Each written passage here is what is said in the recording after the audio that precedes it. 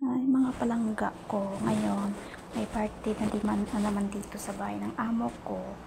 Yan, nagbibidyo-bidyo tayo ng mga flower kasi napakaganda nilang, ang maganda yung setup nila. Ganyan. Ganda ng Maganda talaga design yung niya. setup. Pag Pinoy ang umayos. Napaka-linis, napaka-ganda yung mga nilalagay nilang mga style.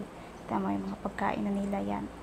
Napakalinis, kasi hindi yan sila kumukuha ng ibang lahi kasi ayaw nila, gusto nila Pinoy kasi napakaganda daw yung Pinoy mag-arrange at saka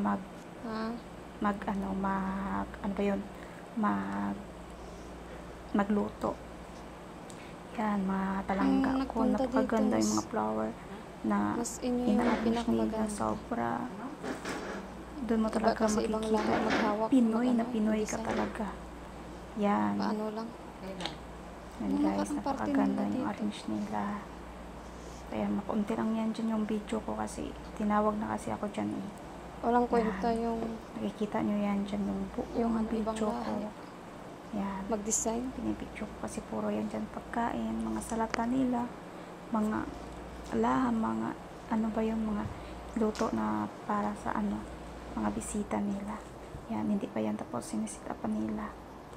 Yan, napakaganda, napakalinis yan na. Okay na guys. Kunti na lang. Di ba ganyan na yung setup nila, oh. Yan, napakaganda nila magawa ng mga parang ibon-ibon. Yan. Nagpapaturo nga ako dyan eh, pero hindi ko nabidyoan yan na. Yan na lahat ng mga Pinayan. Yan. Di ba? Yan sila, guys. Yan. Na namin ginawang picture-picturean guys, napakaganda ng setup nila. Yan, napakaganda.